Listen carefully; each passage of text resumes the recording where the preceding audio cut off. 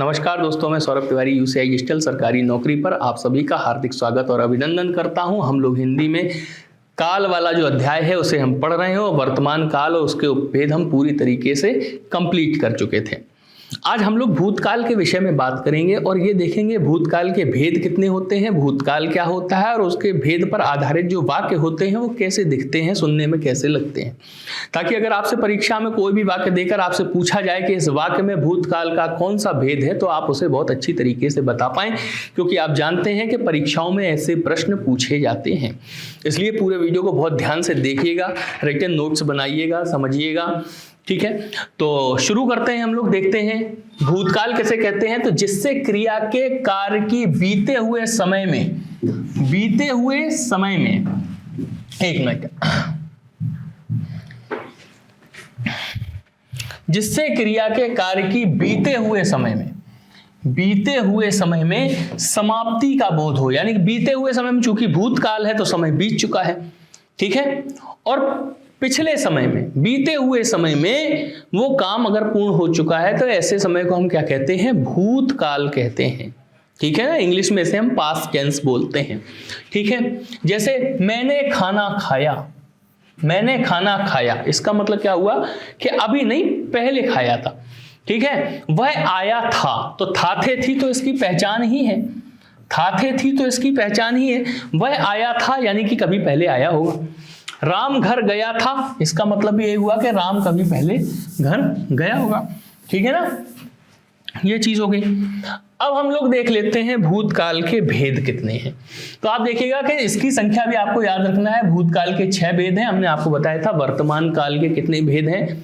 5 भेद हैं वर्तमान काल के।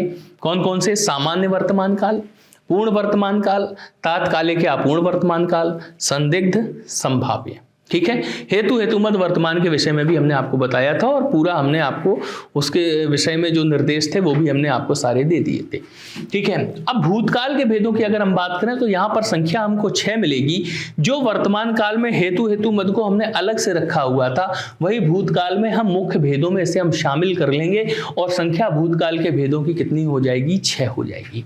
आप देख रहे हैं कि वर्तमान काल में हमने सामान्य वर्तमान पढ़ा था, भूतकाल में भी हम सामान्य भूतकाल पढ़ेंगे। वर्तमान काल में हमने पूर्ण वर्तमान पढ़ा था, भूतकाल में भी हम पूर्ण भूतकाल पढ़ेंगे। वर्तमान काल में हमने अपूर्ण अपूर्ण वर्तमान काल पढ़ा था, जिसे हम तात्कालिक भी कहते थे। यहां पर भी हम अपूर्ण भूतकाल पढ़ेंगे। वर्तमान काल में हमने संदिग्ध भूतकाल पढ़ा था, संदिग्ध वर्तमान काल पढ़ा था, और भूतकाल में भी हम संदिग्ध भूतकाल हम पढ़ेंगे। यानी कि आप देख रहे हैं कि सामान्य, पूर्ण,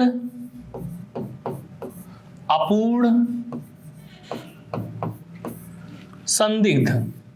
ठीक है ना, संदिग्ध। वहां पर हमने केवल जानकारी के लिए हेतुमत पढ़ा था। ठीक है, उसे हमने मुख्य भेदों में शामिल नहीं किया था वर्तमान काल में। यहां पर हमने इसे मुख्य भेदों में शामिल किया। यानी कि जो वर्तमान काल के जो 5 उपभेद हैं उनमें 4 की शक्ल तो यहीं से मिल रही है। 5वां कौन सा नहीं मिल रहा? संभाव्य। ठीक है ना, संभाव्य वर्तमान काल हमें 5वां नहीं दिखाई दे रहा, जो कि वर्तमान काल था लेकिन संभाव्य भूतकाल हमारा नहीं है। तो वर्तमान काल के 5 भेद अगर याद हैं तो 6 में से 4 तो आपको भूतकाल के भेद वैसे ही याद हो गए। अब बच क्या रहा है? एक आपका बच रहा है आसन्न भूतकाल। ठीक है ना, एक आपका बच रहा है क्या? आसन्न भूतकाल। और हेतुमत भी आपको याद होगा, क्योंकि वर्तमान में हम लोगों ने इसकी जानकारी ली थी, मुख्य भेदों में शामिल नहीं किया था। यहां पर हमने इसे क्या किया है? मुख्य भेदों में शामिल कर लिया है। और हेतुमत पर आधारित बहुत सारे क्वेश्चन आपसे पूछे जाते हैं। तो आप देख रहे हैं कि ये 6 भेद आपके सामने लिखे हुए हैं भूतकाल के।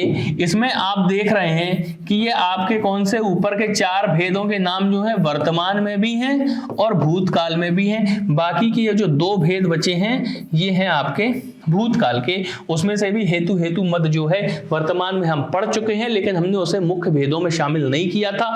यहां पर हमने उसे मुख्य भेदों में शामिल कर लिया है। तो वर्तमान काल के अगर आपको 5 याद हैं तो उनमें से संभाव्य वर्तमान आप निकाल दो तो आपका क्या बच जाता है? सामान्य, पूर्ण, अपूर्ण और संदिग्ध। उसके अलावा भूतकाल की अगर हम बात करेंगे तो आसन्न और हेतुमत, ये 2 और जोड़ लो तो आपके कुल कितने हो गए? 6 भेद हो गए आपके भूतकाल के। ठीक है, तो उम्मीद है इतनी बात आप लोगों को देखो बहुत अच्छे से शानदार तरीके से आपके दिमाग में बैठ गई होगी। इसमें कोई भी आपको शंका नहीं होगी इन्हें याद करने में, क्योंकि नाम सारे आपको याद होने ही चाहिए। ठीक है ना। सीधी सी बात, एक चीज समझने वाली होती है, सामान्य का मतलब जो सामान्य वाक्य है जिससे सीधा सीधा ये महसूस हो रहा कि ये वर्तमान काल है कि भूतकाल है कि भविष्य काल है, वो सामान्य हो जाता है। आसन्न का मतलब क्या होता है? एकदम लगा हुआ। आसन्न का मतलब क्या होता है? लगा हुआ। जैसे आप ये देखो, एक भुजा ये है, एक भुजा ये है, तो ये दोनों भुजाएं क्या हो गई? एक दूसरे की आसन्न भुजाएं हो गई। ठीक है ना। मान लीजिए आप कक्षा में बैठे हो तो आपके ठीक बगल में जो व्यक्ति बैठा हुआ है वो क्या है? आपसे लगा हुआ बैठा है, यानी कि वो आपसे आसन्न बैठा हुआ है। बात आ गई ना समझ में। तो आसन्न का मतलब क्या हुआ? एकदम लगा हुआ, जो कि निकट समय में ही पूर्ण हुआ हो। ठीक है ना, वो आसन्न होता है। पूर्ण का मतलब जिसमें पूर्णता का बोध हो रहा हो, अपूर्ण का मतलब जब पूर्ण ना हुआ हो, संदिग्ध का मतलब जिसमें संदेह हो, वो संदिग्ध हो गया। और हेतु, हेतुमत का मतलब जब एक क्रिया दूसरी क्रिया पर आधारित हो।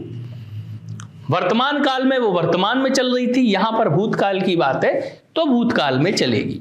ठीक है, तो इनके नामों से आप ये समझ रहे होंगे। बस बात क्या है कि वर्तमान काल में चीजें वर्तमान समय में संपादित हो रही थी, और भूतकाल में जो चीज हम पढ़ेंगे उसका मतलब क्या है कि ये बीते हुए समय में संपादित हो चुकी घटनाएं हैं जिनका हम यहां पर अध्ययन करने जा रहे हैं। अब आप देखें, अगर हम आगे बढ़ें तो हमें दिख रहा है सबसे पहले सामान्य भूतकाल, जिससे भूतकाल की क्रिया के विशेष समय का ज्ञान हो। विशेष समय का ज्ञान हो, अर्थात क्रिया के बीते हुए समय में समाप्त होने की सामान्य सूचना मिले। मोहन गया, मैंने खाया, तुम आए, ठीक है ना, राम ने पढ़ा या राम ने पढ़ा था, ये सब क्या हो गए? सामान्य हो गए। इनके अंदर कोई भी विशेष चीजें हमें देखने को नहीं मिल रही हैं। ठीक है, अब आप देखो, ये तो हो गया हमारा सामान्य। ठीक है, अब आगे आप देखिएगा, आसन्न भूतकाल की हम बात करें, जिससे क्रिया की समाप्ति निकट भूत से या तत्काल ही सूचित हो। निकट भूत से यानी कि जल्दी ही क्रिया खत्म हुई है या बिल्कुल तुरंत खत्म हुई है, लेकिन हो चुकी है और वो समय बीते हुए समय में काउंट हो रहा, तभी वो भूतकाल के अंदर। उसने पूजा की है। अब आप देख रहे हैं कि है आया है इसके अंदर, लेकिन ये क्या है? ये आसन्न भूतकाल है। उसने पूजा की है यानी कि पूजा हो चुकी है। ठीक है ना, उसने पूजा की है। आसन्न लगा हुआ भूतकाल है, बिल्कुल निकट भूतकाल है। उसने पूजा की है। मैंने खाना खाया है। राम अभी आया है, तो यहां अभी से ही स्पष्ट हो गया कि क्रिया जो है अभी अभी संपन्न हुई है। अभी अभी राधा सो गई है, इससे भी ये समझ में आ रहा है, इसमें तो अभी अभी शब्द आ ही गया, फिर तो कोई बात ही नहीं है। यानी कि आसन्न का मतलब निकट भूत में। ठीक है, भूत का मतलब बीते हुए समय में, जो जल्दी जल्दी ही कोई चीज संपादित हो चुकी हो, वहां पर आपका क्या होता है? आसन्न भूतकाल होता है। क्लियर है? चलिए आगे बढ़ते हैं।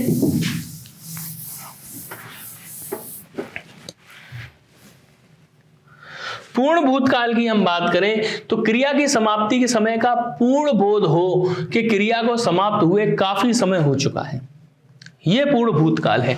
तुमने मेरा घर देखा था, इससे समझ में आ रहा है कि देख तो वो चुका ही है, लेकिन काफी पहले देख चुका है।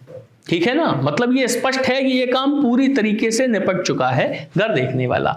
उसने कलम खरीदी थी, ये पूर्ण हो चुका है ये काम कि उसने कलम खरीदी थी, और इससे वाक्य सुनकर ये समझ में आ रहा कि काफी मतलब समय इस काम को हो चुका है कलम खरीदे हुए।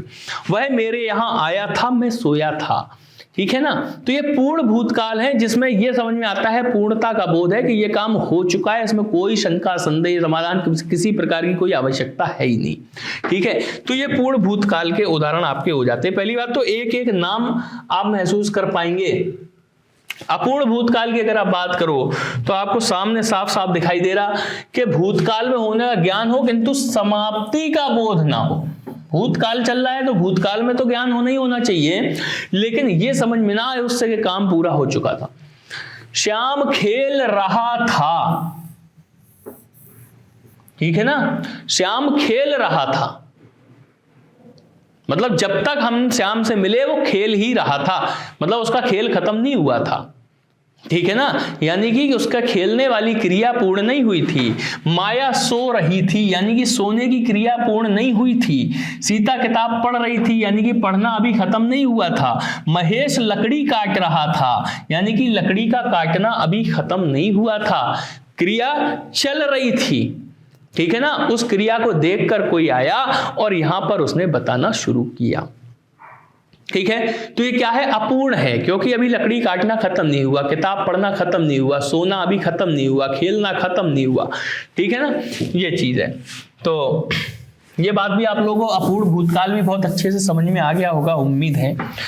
अब देखते हैं अगला, संदिग्ध भूतकाल की बात करें, जिससे क्रिया की समाप्ति में संदेह प्रकट हो। कैसे, तुमने देखा होगा, ठीक है ना, ये देख लो, तुमने देखा होगा, आपने कहा होगा, उन्होंने किताब खरीदी होगी। ये क्या है, ये संदिग्ध है मामला, पता नहीं खरीदी भी होगी कि नहीं खरीदी होगी। मीरा ने खाना खा लिया होगा, पता नहीं खाया भी होगा कि नहीं खाया होगा। ठीक है ना, तो जहां पर संदेह समझ में आए, शंका समझ में आए, वहां पर हमारा क्या हो जाता है, संदिग्ध भूतकाल हो जाता है। ठीक है, ये हमें ध्यान रखना है। चलिए आगे देख लेते हैं।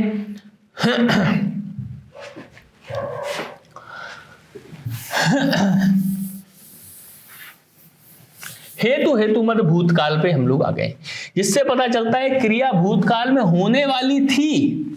ठीक है ना, क्रिया क्या थी, भूतकाल में होने वाली थी, परंतु किसी कारणवश नहीं हो सकी। और जो कारण है वो क्या है, वो दूसरी क्रिया है। ठीक, वह पढ़ता तो उत्तीर्ण हो जाता, यानी कि उत्तीर्ण होने वाली क्रिया, उत्तीर्ण वाली जो क्रिया है वो होने वाली थी, लेकिन नहीं हो सकी किसी कारणवश। किस कारणवश, कि उसने पढ़ाई नहीं करी। वह पढ़ता तो उत्तीर्ण हो जाता, लेकिन उसने तो पढ़ाई नहीं ना। इससे क्या समझ में आया, कि उसने पढ़ा नहीं, इसलिए वो अनुत्तीर्ण हो गया या उत्तीर्ण नहीं हो पाया। यदि वह जाता तो मैं भी जाता, यानी जब वह ही नहीं गया तो फिर मैं कैसे जाता। ठीक है ना, यदि वह जाता तो मैं भी जाता, लेकिन वो गया ही नहीं, इसलिए मैं नहीं गया।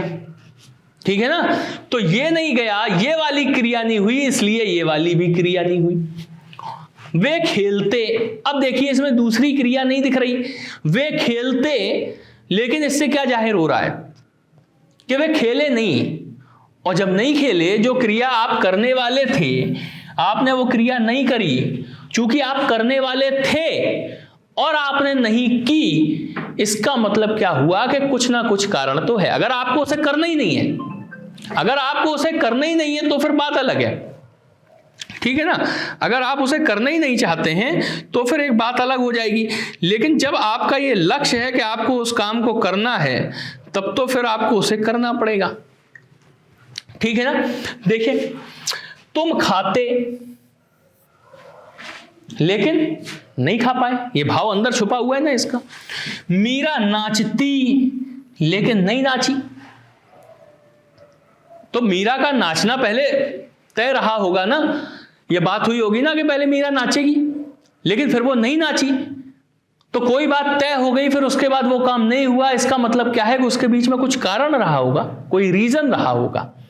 तो वही परिभाषा हेतु मत भूतकाल की है, कि इससे ये पता चले कि भूतकाल में कोई काम होने वाला था, कोई क्रिया संपादित होने वाली थी, संपन्न होने वाली थी, लेकिन वो किसी कारणवश नहीं संपादित हो पाई। जिस वाक्य से ऐसा भाव निकलकर सामने आता है, वहां पर क्या होता है, हेतु मत भूतकाल होता है। तो उम्मीद है आप लोगों को भूतकाल के भेद भी बहुत अच्छे से समझ में आ गए होंगे। हमने आपको बता दिए कि वर्तमान काल के भेदों से किस तरीके से रिलेट करके आप भूतकाल के भेद आप याद कर सकते हैं। वर्तमान काल के 5 भेद होते हैं: सामान्य वर्तमान काल, पूर्ण वर्तमान काल, तात्कालिक या अपूर्ण वर्तमान काल, संभाव्य वर्तमान काल और संदिग्ध वर्तमान काल। ठीक है, हेतु मत भी उसमें हम लोगों ने जानकारी उसकी ले ली थी, लेकिन उसे मुख्य भेदों में शामिल नहीं करते हैं। अब इसमें आप देखिए, इसमें क्या होता है, संभाव्य भूतकाल में हम क्या करेंगे, वर्तमान काल के 5 भेद ले लेंगे, लेकिन उसमें से हम संभाव्य को हटा देंगे, बाकी के 4 हम ले लेंगे। तो सामान्य, पूर्ण, अपूर्ण और संदिग्ध, ये वर्तमान में भी होते हैं और ये भूत में भी होते हैं। अब भूत में दो अतिरिक्त जुड़ गए, एक जुड़ गया आपका आसन्न, और एक जिसकी हमने वर्तमान में जानकारी ली थी लेकिन मुख्य में शामिल नहीं किया था, उसे उठा के हम यहाँ मुख्य में भी शामिल कर लेंगे, हेतु हेतु मत। तो भूतकाल के आपको 6 भेद आपको मिल गए, वर्तमान काल के आपके 5 भेद हो गए। वर्तमान काल और उसके उपभेद, भूतकाल और उपभेद पूरे तरीके से कंप्लीट हो चुके हैं। अब हम लोग मिलेंगे अगली क्लास में, किसके साथ में? भविष्य काल और उसके उपभेद के साथ में। बहुत बहुत धन्यवाद आप सभी लोगों का। चैनल अगर आप लोगों ने सब्सक्राइब नहीं किया तो चैनल को सब्सक्राइब करिए, वीडियो को लाइक करिए, शेयर करिए, कमेंट करके बताइए वीडियो आपको कैसा लग रहा है।